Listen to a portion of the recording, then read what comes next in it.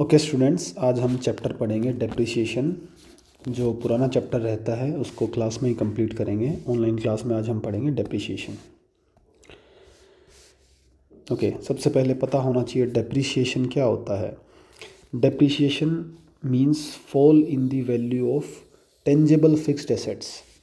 जो आपकी fixed assets होती हैं जैसे बिल्डिंग, मशीनरी एक्सेट्रा, उनकी वैल्यू में जो फॉल आ जाता है, गिर जाती है जो उनकी वैल्यू। मान लो किसी की वैल्यू 10 लाख है, ठीक है, किसी भी रीज़न से इसका अगर वैल्यू कम हो जाती है इस अमाउंट से, तो उसको बोलते हैं बेटा डेप्रिसिएशन। डेप्रिशिएट करना मतलब नीचे गिरना, एप्रिशिएट करना मतलब ऊपर जाना।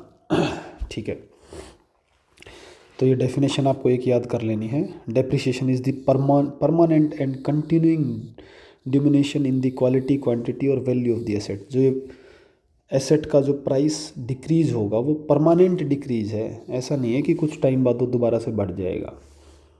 सो ये ध्यान रखना आपको। Depreciation is the fall in the book value of the tangible fixed assets. ठीक है, तो यहाँ पे कौन से वर्ड इंपॉर्टेंट है? एक तो फिक्स्ड एसेट्स, जिसकी वैल्यू डाउन होएगी वो फिक्स्ड एसेट्स होएगी। दूसरा वो एसेट क्या होगी? टेंजिबल होएगी। दो तरह की अपनी एसेट्स होती हैं, टेंजिबल एंड इनटेंजिबल। इनटेंजिबल वो होती है जिनको हम टच नहीं कर सकते, देख नहीं सकते, जैसे गुडविल, पेटेंट्स एंड कॉपीराइट्स। तो जब हम डेप्रिसिएशन की बात करेंगे तो हम ओनली फिक्स्ड एसेट्स की बात करेंगे, और वो भी कौन सी? टेंजिबल। ओके, अब आपको एक जैसे ही 3 वर्ड देखने को मिलेंगे, डेप्रिसिएशन, अमोर्टाइजेशन एंड डिप्लीशन। मैंने अभी बताया कि डेप्रिसिएशन किस चीज़ पे लगता है? फिक्स्ड एसेट्स पे। डेप्रिसिएशन लगता है फिक्स्ड एसेट्स पे, प्लस वो एसेट क्या होनी चाहिए? टेंजिबल। ठीक है, और डेप्रिसिएशन होता क्या है? एसेट्स की वैल्यू को में गिरावट या वैल्यू गिर जाना। अमोर्टाइजेशन क्या होता है? अमोर्टाइजेशन भी आपकी एसेट्स की वैल्यू में डिक्रीज होना ही होता है, लेकिन अमोर्टाइजेशन किस पे होता है? इनटेंजिबल एसेट्स पे। यानी कि जब आपकी इनटेंजिबल एसेट्स की वैल्यू फॉल होएगी तो उसको हम क्या बोलेंगे? अमोर्टाइजेशन बोलेंगे। और टेंजिबल की फॉल होएगी तो उसको बोलेंगे डेप्रिसिएशन। एक वर्ड और है डिप्लीशन। डिप्लीशन का मतलब है, कई बार हम मान लो कोल माइंस खरीद ली, कोल माइंस। तो कोल माइंस में क्या करते हैं आप? माइंस में खोदते जाते हैं और उसमें से कोल निकालते जाते हैं।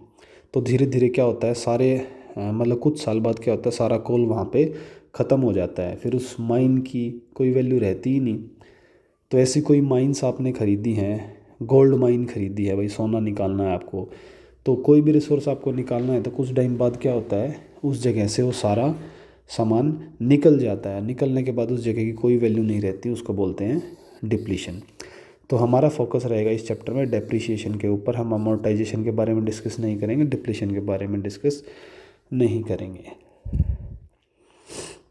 ओके, तो थोड़ा सा आपको कुछ छोटी छोटी चीज़ें पता होनी चाहिए ताकि कैलकुलेशन में इजी रहे। एक बुक में क्वेश्चंस में लिखा मिलेगा historical cost of the asset. Historical cost of the asset का मतलब होता है जिस कॉस्ट पे हमने उस एसेट को ख़रीदा है। मान लो मैंने कोई मोबाइल फ़ोन ख़रीदा 2015 में 10,000 का, तो अगर आज मैं 2021 में बात करूँगा कि मेरा मोबाइल की हिस्टोरिकल कॉस्ट क्या थी, तो हिस्टोरिकल कॉस्ट थी उसकी जितने में मैंने उसको ख़रीदा था 10,000। एक चीज़ और आपको ध्यान रखनी है, कई बार क्या होता है कुछ मशीनरी ऐसी होती है, मान लो हमने कोई मशीनरी ख़रीदी 1 लाख रुपए की, ये तो मशीनरी की कॉस्ट है, प्लस उस मशीन को स्टार्ट करने के लिए हमें सेटअप करना पड़ेगा। मान लो हम किसी कोने में लगवाना चाहते हैं फैक्ट्री के, तो वहाँ पे इंजीनियर आएंगे, वो उसको सेटअप करेंगे, उसको इंस्टॉल करेंगे। जैसे हम घर में नया टीवी ख़रीदते हैं तो हम उसको दीवार पे खुद नहीं लगाते, हम किसी को बुलाते हैं कि भाई आके हमारा यहाँ टीवी इंस्टॉल कर दो, तो वो इंस्टॉल कर देता है। इंस्टॉलेशन के भी वो कुछ पैसे मांगता है। मान लो टीवी इंस्टॉल कराया तो उसने इंजीनियर ने हमसे 500 रुपये मांग लिए। तो ऐसे ही जब आप कोई मशीन ख़रीदते हो तो कई बार उसको इंस्टॉल कराना पड़ता है, तो इंस्टॉलेशन की कॉस्ट मान लो 10,000 रुपये है। किस चीज़ की कॉस्ट है? Installation cost.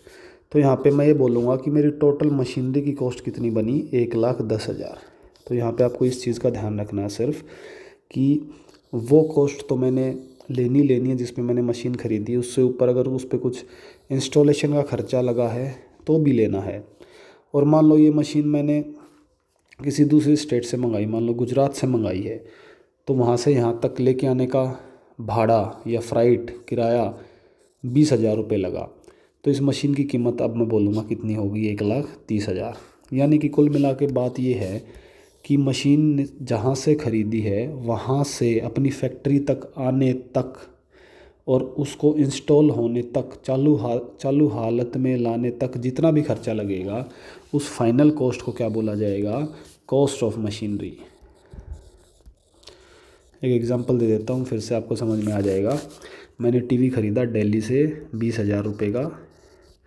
दिल्ली से यहाँ तक टेम्पो में आया, वो टेम्पो वाले ने 5,000 रुपये किराया लिया फ्राइट। ये फ़्राइट होगी, ये उसकी कॉस्ट होगी। और यहाँ के मैंने इंस्टॉल कराया तो उस बंदे ने 1,000 रुपये लिए इंस्टॉलेशन। तो टीवी तो मेरा 20,000 का था, लेकिन मैं टीवी की कॉस्ट बताऊँगा 20, 5, 25 और एक 26,000 रुपये मैं टीवी की कॉस्ट बताऊँगा। ठीक है ना। यानी कि टीवी को चालू हालत में लेके आने के लिए मुझे 26,000 रुपये खर्च करने पड़े, तो मेरी कॉस्ट हो जाएगी 26,000। तो बस ये छोटा सा कंसेप्ट आपको याद रखना है। बुक में यहाँ पे इसने फॉर्मूला भी बता रखा है, ये है, एक सेकेंड, ये फार्मूला भी आपको दे रखा है कि हिस्टोरिकल कॉस्ट क्या होता है। परचेज़ प्राइस, जिस पे परचेज़ किया है, कोई भाड़ा लगा है वो, या कोई इंस्टॉलेशन कॉस्ट लगी है वो, ये हमने डिटेल में पढ़ लिया। अब एक जीएसटी और एसजीएसटी का कंसेप्ट भी देख लेते हैं। मान लो कोई मशीन ख़रीदी मैंने 100 रुपये की और उस पर टैक्स दिया, टैक्स दिया 5 रुपये, तो मेरी जेब से 105 रुपये गए हैं ना। तो इस चैप्टर में हमें ये ध्यान रखना है कि जो टैक्स का पैसा है हम ये इंक्लूड नहीं करेंगे। मैं मशीनरी की कॉस्ट 100 रुपये ही बताऊंगा, ठीक है ना, टैक्स को निकाल देंगे। एक ये बात होगी। दूसरी एक चीज़ आपको पता होनी चाहिए, स्क्रैप वैल्यू क्या होती है। स्क्रैप वैल्यू या एस्टिमेटेड रेजिडुअल वैल्यू भी बोल देते हैं, स्क्रैप वैल्यू, ठीक है। ये हम देख लेते हैं। कई बार क्या होता है, मान लो कोई मशीन ख़रीदी मान लो उसकी लाइफ है 5 साल।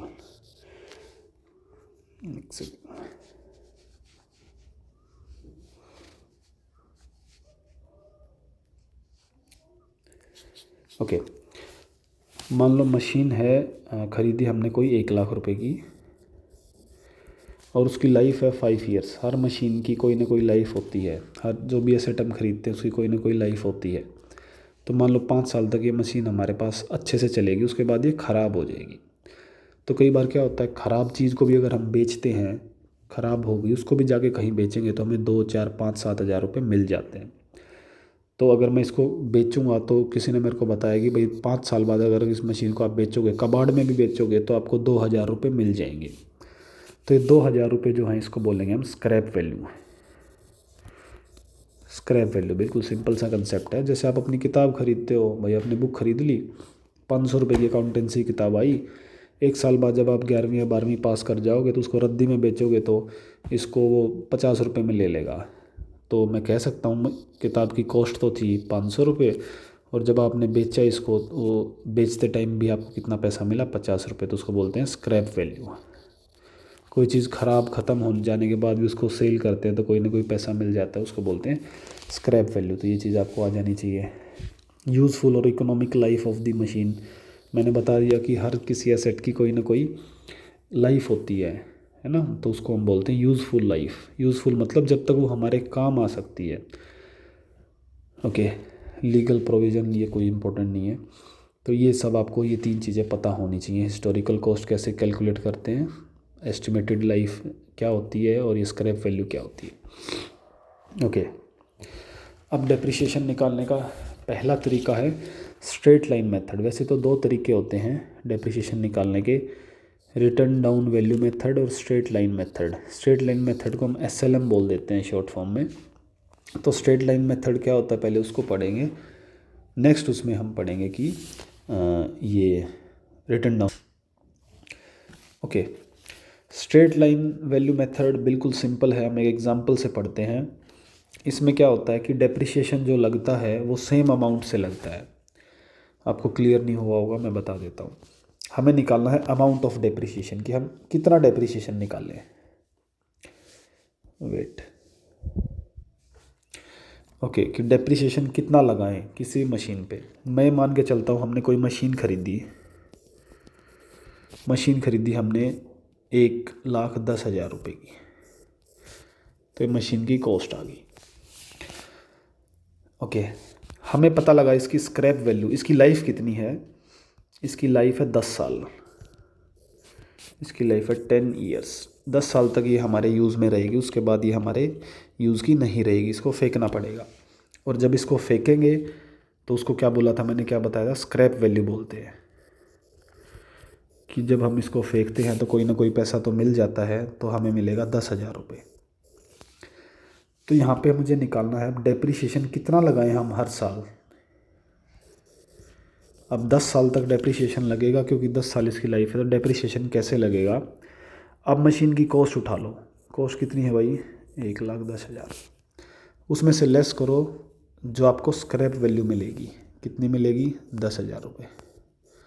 और उसको डिवाइड करो मशीन की लाइफ से, लाइफ कितनी है, 10 ईयर्स।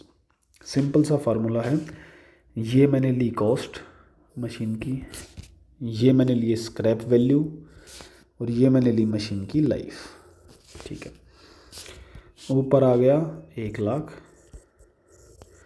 नीचे आ गया 10, तो अमाउंट आया 10,000। ये 10,000 क्या है, ये है डेप्रिसिएशन। तो मैं ये कह सकता हूँ स्ट्रेट लाइन मेथड का क्या मतलब है। स्ट्रेट लाइन मेथड का मतलब ये है कि ये जो मशीन है इसमें पहले साल ईयर 1 में मैं कितना डेप्रिसिएशन चार्ज करूँगा, 10,000। ईयर 2 में कितना चार्ज करूँगा, 10,000। ईयर 3 में कितना करूँगा, 10,000। और मैं ऐसे ही चलता जाऊँगा। ईयर 10 में कितना चार्ज करूँगा, 10,000। तो आपको साफ दिखाई दे रहा होगा कि हर साल मैं एक जैसा ही डेप्रिसिएशन चार्ज कर रहा हूँ, जो कि 10,000 है। इसलिए इस मेथड को बोला जाता है स्ट्रेट लाइन मेथड, कि एक जैसा ही आप डेप्रिसिएशन चार्ज करेंगे शुरू से एंड तक। तो और जो रिटर्न डाउन वैल्यू है जो मैंने बताया, वो हम नेक्स्ट उसमें पढ़ेंगे। अभी ये सिर्फ समझ लेना चाहिए। अब हम एक इलस्ट्रेशन करेंगे, इसके बेसिस पे हमारी और क्लियरिटी आ जाएगी कि हमें कैसे डेप्रिसिएशन करना है, कैसे चार्ज करना है। ओके, मेरिट्स एंड डीमेरिट्स आप देख सकते हैं, बहुत इजी है। हम ये वाला क्वेश्चन देखेंगे। ये वाला क्वेश्चन देखने से पहले हमें एक चीज़ समझनी होगी। 2 अकाउंट बनेंगे यहाँ पे, 2 अकाउंट्स। वो अकाउंट क्या होते हैं, कैसे बनते हैं, वो हमें एक बार देखना है।